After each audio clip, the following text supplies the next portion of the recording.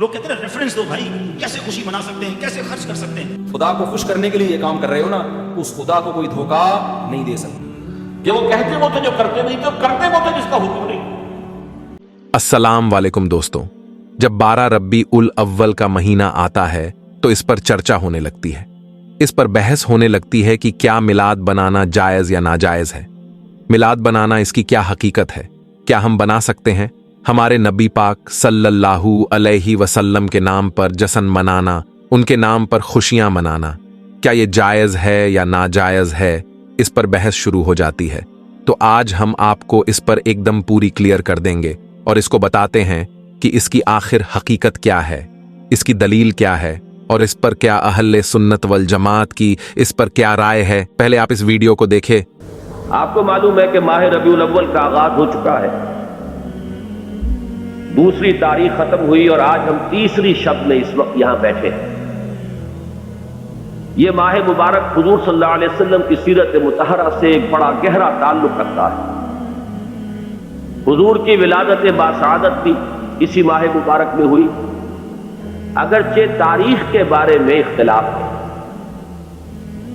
حضور کا انتقال بھی اس ماہ مبارک میں ہوا، اور وہ متفق علیہ تاریخ ہے 12 ربیع الاول اصل میں حضور کا یوم وفات، اور اکثر محققین کی رائے یہ ہے کہ آپ کا یوم ولادت جو ہے وہ 9 ربیع الاول ہے۔ یہی وجہ ہے کہ مجھے یاد ہے کہ ہمارے بچپن میں اس دن کو جو لوگ کچھ تھوڑا بہت مناتے بھی تھے تو 12 وفات کے نام سے در حقیقت یہ نام یاد کیا جاتا تھا۔ حضور صلی اللہ علیہ وسلم کی وفات کا دن ہے، کچھ کھانا پکا کر کچھ غریبوں کو مساکین کو کھلانا، یہ در حقیقت چیز تھی کہ جو اب ہوتے ہوتے اس نے بہت ہی ایک دوسری صورت اختیار کر لی ہے۔ اب یہ ایک جشن بن گیا ہے اور ایک عید کا سا سما، بلکہ واقعہ یہ ہے کہ جو اصل 2 عیدیں ہیں وہ کہیں پیچھے چلی گئی ہیں، اور یہ جو 2 عیدیں ہم نے ایجاد کی ہیں، ایک عید میلاد النبی اور ایک عید استقلال، اگر ہم جائزہ لیں تو شاید یہ 2 جو ہے یہ زیادہ فور گراؤنڈ میں آ چکی ہیں۔ لیکن یہ کہ جہاں تک آپ کی ولادت اور آپ کے وفات کا اس ماہ مبارک میں ہونا ہے وہ ثابت ہے۔ مزید برآں حضور کا ورود مدینہ منورہ میں بھی ماہ ربیع الاول میں ہوا ہے۔ اس پہلو سے اگر اس ماہ مبارک میں ہم سیرت النبی کے مطالعے کا ایک خاص موضوع رکھیں، کسی تاریخ کے تعین کے بغیر اس مہینے کی مناسبت سے سیرت مطہرہ پر گفتگو ہو، غور و فکر ہو، اور اس میں بھی عملی پہلو سامنے ہو، اتباع کا جذبہ ہو، سمجھنا سمجھانا اس لیے ہو کہ اس پر عمل کرنا ہے، تو یقیناً یہ چیز ہمارے لیے بہت مفید ہوگی اور ہمارے بہت سے امراض کا شاید اس سے مداوع ہو سکے۔ یاخذون بسنتہ ویقتدون بامرہ ثم انہا تخلف من بعدہم خلوف۔ پھر ہمیشہ یہ ہوتا، ہر نبی کا جاننے والوں میں، پہچاننے والوں میں، ماننے والوں میں ہوا ہے، امت محمد بھی مستثنیٰ نہیں ہے۔ یقولون ما لا یفعلون ویفعلون ما لا یؤمرون۔ یہاں نوٹ کیجئے کہ وہ کہتے وہ تھے جو کرتے نہیں تھے، کرتے وہ تھے جس کا حکم نہیں۔ عید میلاد النبی کیا حضور کا حکم ہے؟ کیا اس کا کوئی ثبوت صحابہ سے ہے؟ کیا ہم صحابہ کے مقابلے میں حضور سے زیادہ محبت کرتے ہیں؟ لیکن تھا کوئی حکم ما لا یؤمرون، جس چیز کا حکم ہوا نہیں اس پر عمل ہو رہا۔ یہ ہے در حقیقت رسم پرستی، اور رسم کے اندر پھر اضافہ ہوتے چلا جاتا ہے، اس پر ردے پر چڑھتے چلے جانا جو ہے، یہ دوسرا سبب ہے۔ اور اس کا ایک نتیجہ جو نکلتا ہے وہ اسی پر بات ختم کروں گا، اگرچہ ایک اور حدیث جو ہے اس موضوع پر بہت اہم ہے۔ نتیجہ کیا نکلتا ہے؟ جہاں بدعت آئے گی سنت رخصت ہو جائے گی۔ اب نماز جنازہ کی وہ اہمیت نہیں ہوگی، نہ نماز جنازہ یاد کرنی ہے، نہ دعا یاد کرنی ہے، کچھ پتہ نہیں، جا کے کھڑے ہو گئے ہیں، وضو بھی ہے کہ نہیں ہے، لیکن قرآن خوانی میں تو جانا ہی جانا۔ یہ کیوں ہوتا ہے؟ ورنہ یہ کہ نماز کی اہمیت ہوتی، نماز جنازہ کی، آپ اگرچہ عربی نہیں آتی لیکن ترجمہ تو اس دعا کا آپ یاد کر لینا کوئی مشکل کام نہیں ہے، تاکہ کھڑے ہوں دل سے دعا مانگے، تو جہاں بدعت آئے گی وہاں سنت جو ہے اس کی حیثیت کم ہو جائے گی، اس کا استخفاف ہوگا یا غائب ہوگا۔ ہم لوگوں نے ڈاکٹر اسرار احمد صاحب کا بیان سنا، اب مفتی طارق مسعود صاحب کا بیان سنتے ہیں، اور اس کے بعد محمد عبدالعطاری صاحب کا بیان سنیں گے۔ خدا کو خوش کرنے کے لیے یہ کام کر رہے ہو نا، اس خدا کو کوئی دھوکہ نہیں دے سکتا۔ قیامت کے دن آپ کو ان دلائل کا جواب اللہ کے سامنے دینا پڑے گا۔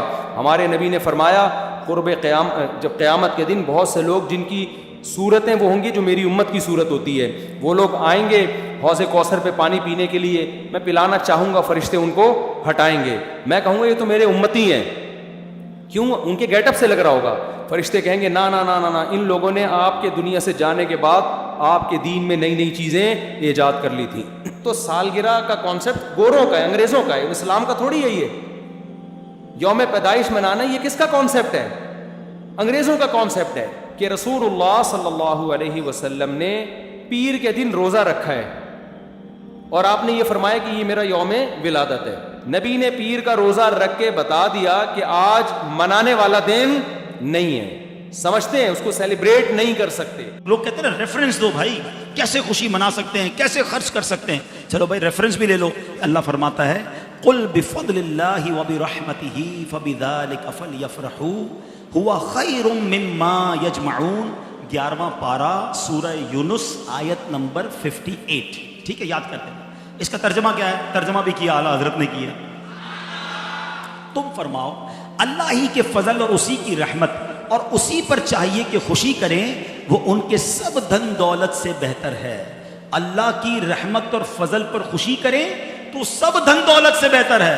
اچھا، پھر اللہ کی کوئی بھی رحمت ہو تو خوشی کرنے کا حکم ہے، تو جو سب سے بڑی رحمت ہو، جو سب سے بڑی نعمت ہو، اب آپ ہو سکتا ہے کوئی کہے یار نبی پاک اللہ کی رحمت ہے، یہ کہاں سے آیا بھائی؟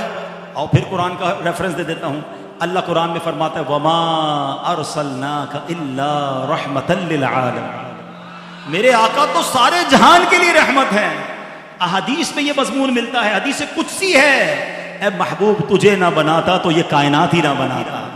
جو وجہ تخلیق کے کائنات ہیں، جس کے سبب یہ دنیا بنی ہے، ان کی آمد کی خوشی کیوں نہ منائیں؟ تو انشاءاللہ دھوم دھام سے میلاد منائیں گے، پرچم بھی لگائیں، لائٹیں بھی لگائیں، مگر چوری کی نہیں، بل دے کر۔ بے شک 2 ٹیوب لائٹیں لگائیں، 2 بلب لگائیں، مگر بل دینا ہے، کیونکہ ناجائز طریقے سے ثواب نہیں ملتا۔ محفل نعت کریں، کسی کو تکلیف نہ پہنچائیں، ٹھیک ہے؟ اچھا، اب پرچم کس لیے لگائیں؟ کہ دن میں کوئی آپ کے گھر کے پاس سے گزرے تو پتہ چلے یہ عاشق رسول کا گھر ہے۔ لائٹ اس لیے لگاؤ کہ رات میں گزرے تو پتہ چل جائے یہ میلاد منانے والے کا گھر ہے۔ ہاں، ابھی کچھ لوگ نکلیں گے یا نکلنے کی تیاری کر رہے ہوں گے، یار یہ لائٹیں کی جگہ جو ہے کسی غریب کی شادی کر دو، یہ نیاز جلوس کرتے ہو تو کسی مریض کا علاج کرا دو۔ اب تو ان کو جواب بڑا تگڑا دینا ہے، اربوں روپے ان سیلاب زدگان میں انہوں نے ہی بانٹے ہیں جو سرکار کا میلاد بھی مناتے ہیں۔ انشاءاللہ مسلمانوں کی مدد بھی کریں گے اور میلاد بھی منائیں گے انشاءاللہ۔ بلکہ مزے کی بات بتاؤں، دعوت اسلامی والوں نے تو یہ طے کیا ہے کہ ان سیلاب زدگان کی خیمہ بستیوں میں جا کر ان کے ساتھ میلاد منائیں گے انشاءاللہ۔ ہاں، ادھر بھی پرچم لہرائیں گے، ان کو انشاءاللہ بریانی بنا کر فاتحہ پڑھ کر سرکار کی میلاد کا لنگر بھی کھلائیں گے انشاءاللہ۔ اصل پرابلم پرانا ہے۔ ہاں، یہ میں آپ کو بتاؤں، میرے آقا کی جب ولادت ہوئی تھی نا تو شیطان نے سر پہ خاک ڈالی تھی۔ تو آپ انشاءاللہ خوشیاں منائیں، کیونکہ نبی پاک کی جو خوشی مناتا ہے اللہ اس کے گھر میں خوشی داخل کر دیتا ہے۔ ہم لوگوں نے تینوں علماء اکرام کی باتیں سنی، میں اس پر کچھ نہیں کہوں گا۔ میں چاہتا ہوں کہ آپ لوگ اسے خود سمجھے کیا صحیح ہے اور کیا غلط، اور کامنٹ میں اپنی رائے ضرور دے۔ ملتے ہیں اگلے ویڈیو میں۔ اللہ حافظ۔ میں نے اس ٹاپک پر پہلے سے ایک ویڈیو بنا رکھا ہے، اگر آپ نے نہیں دیکھا ہے تو اسے بھی جا کر ضرور دیکھیں، میں نے آئی بٹن میں لنک دے دیا ہے۔